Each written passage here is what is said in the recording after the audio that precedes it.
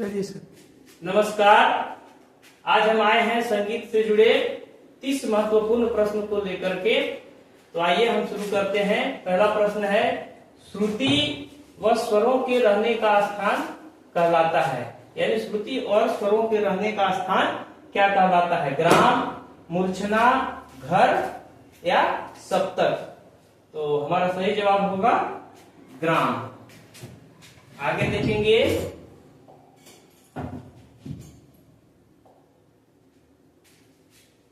सप्तक के प्रथम भाग सा रे म को क्या कहते हैं? पूर्वांग, उत्तरांग, उत्तरार्ध या उठान? तो सही आंसर होगा इसका हमारा पूर्वांग।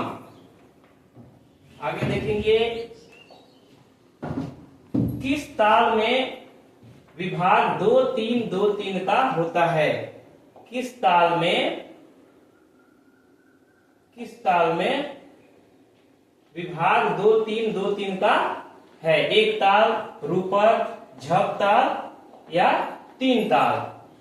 तो हमारा सही जवाब है झप ताल। 2-3-2-3 का विभाग होता है। आगे देखेंगे, राग पुरिया धनाश्री का गायन समय क्या है? राग पुरिया धनाश्री का गायन समय क्या है? सुबह, संध्या काल, अपराह्न या रात्रि काल? तो सही जवाब है संध्या काल। पुरिया धनाश्री का गायन समय जो होता है वो संध्या काल होता है। अगला प्रश्न है हमारा, ताल की कितनी जातियां होती है? ताल की कितनी जातियां? 4, 8, 5, 9? तो ताल की 5 जातियां होती है। आगे है, राग भूपाली है, यानी राग भूपाली किस जाति का राग है? औड़व, साड़व, शंपूर? उपयुक्त में से एक से अधिक, उपयुक्त में से कोई नहीं। तो राग भूपाली जो है औड़व जाति का राग है। औड़व औड़व।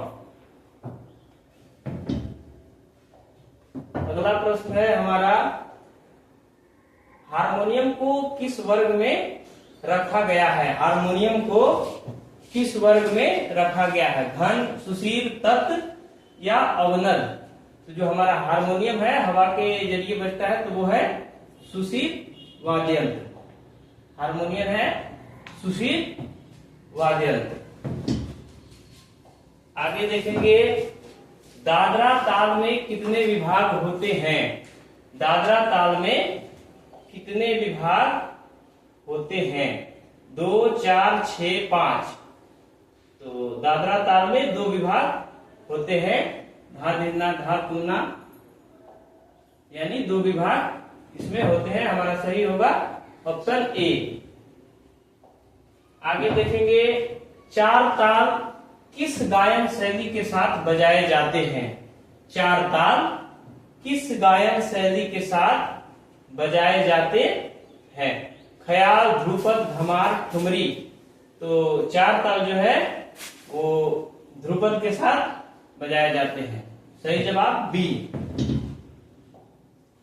अगला प्रश्न देखेंगे हम, राग भैरवी का गायन समय क्या है? राग भैरवी का गायन समय क्या है? सायंकाल, प्रातः काल, मध्य या मध्य रात्रि? तो हमारा सही जवाब है राग भैरवी जो है प्रातः काल में गाया जाता है। इसके बाद देखेंगे, अगला प्रश्न है, उस्ताद अलाउद्दीन खां के प्रमुख शिष्य हैं?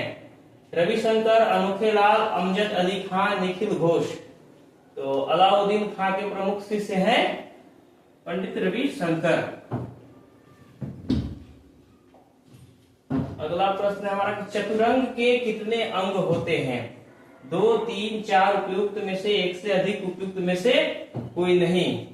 तो चतुरंग नाम से ही पता चल रहा होगा, चतुरंग यानी चतुरंग के 4 अंग होते हैं। हमारा सही जवाब होगा सी।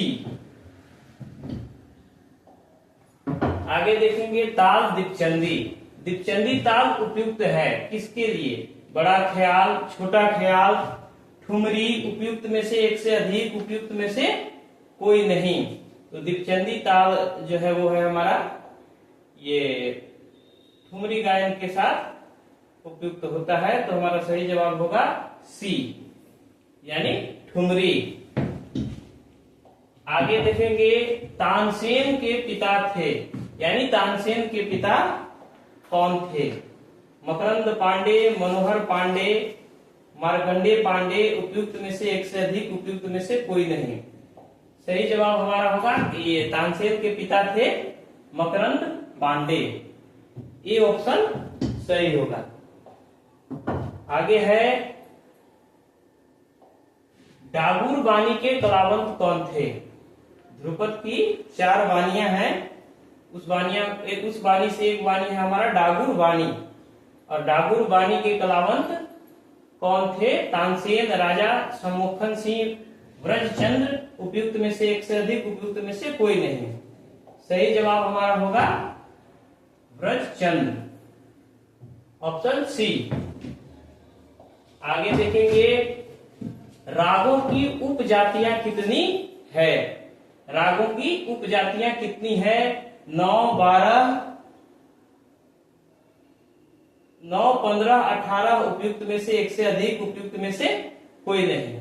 मुख्य जाति औरव, साड़व, संपूर्ण जानते हैं, तो उपजाति जो होती है 9, जैसे औरव औरव, साड़व साड़व, संपूर्ण संपूर्ण, संपूर्ण साड़व, इस तरह से। तो हमारा ऑप्शन ए जो है सही होगा, रागों की उपजातियां 9। आगे देखेंगे कि वैदिक काल में सामगान के मुख्य गायक को क्या कहा जाता था? जो हमारा सामगान होता था उसमें 3 गायक होते थे, उनमें जो मुख्य गायक होते थे उन्हें क्या कहा जाता था? तो जो मुख्य गायक होते थे उन्हें क्या कहते थे? उद्गाता, प्रतिहर्ता, प्रस्तोता या गायक। तो हमारा सही जवाब है ऑप्शन ए, उद्गाता। आगे देखेंगे,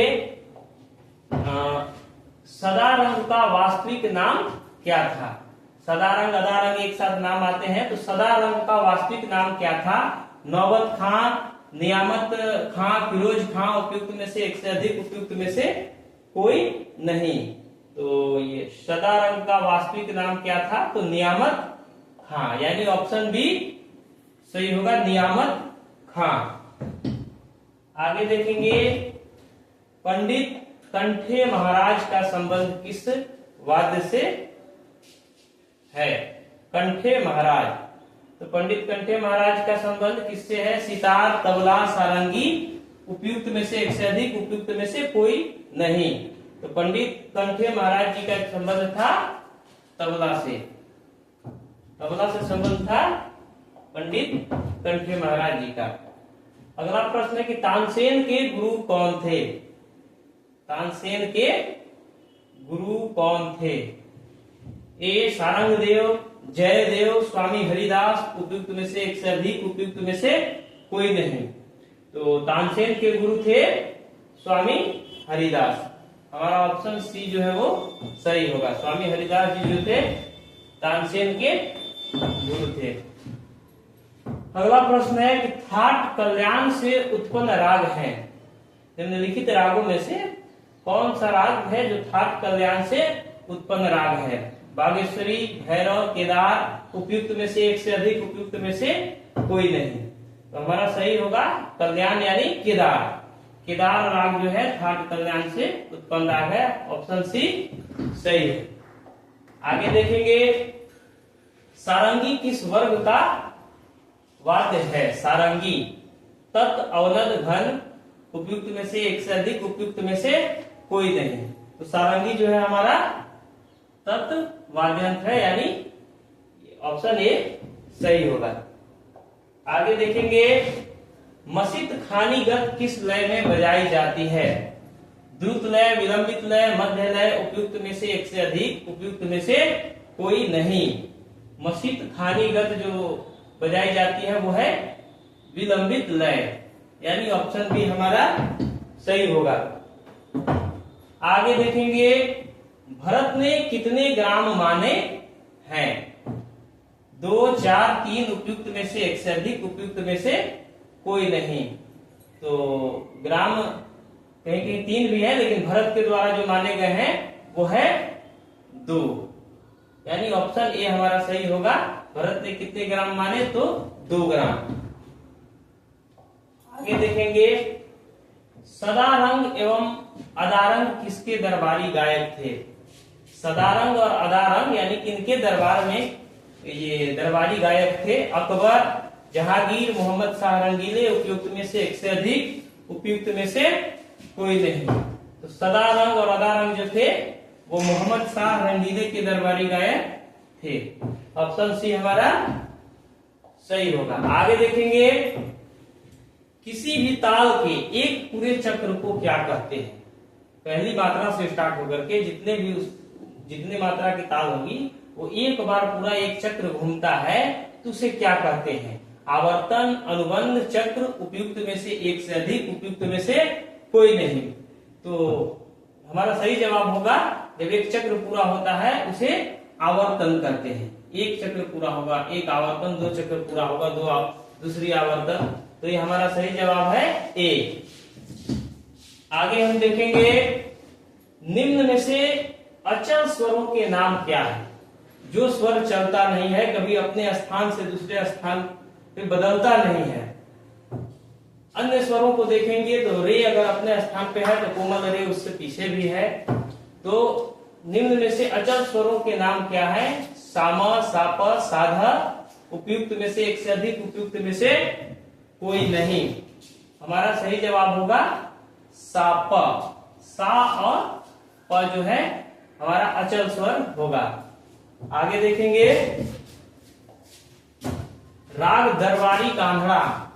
राग दरबारी कान्हड़ा किस ठाट के अंतर्गत माना गया है? कल्याण, अशावरी, काफी, उपयुक्त में से एक से अधिक, उपयुक्त में से कोई नहीं। तो राग दरबारी कान्हड़ा जो है वो अशावरी ठाट से माना गया है। सही जवाब होगा ऑप्शन बी। आगे देखेंगे, पूर्णतः संगीतमय वेद है। तो हमारा पूर्णतः संगीतमय वेद कौन सा है? ऋग्वेद, सामवेद, यजुर्वेद, उपयुक्त में से एक से अधिक, उपयुक्त में से कोई नहीं। तो जो सब जानते हैं कि जो पूर्णतः संगीतमय वेद है सामवेद हमारा संगीत आधारित वेद है। तो ऑप्शन बी हमारा होगा सही, सामवेद। आखिरी प्रश्न है हमारा, बृहददेशी के लेखक कौन है? बृहददेशी ग्रंथ है, उस ग्रंथ के लेखक कौन है? मतंग मुनि, भरत मुनि, वेंकटमुखी, उपयुक्त में से एक से अधिक या उपयुक्त में से कोई नहीं। तो हमारा सही जवाब होगा बृहददेशी के लेखक जो है मतंग मुनि। तो ऑप्शन ए सही होगा। धन्यवाद।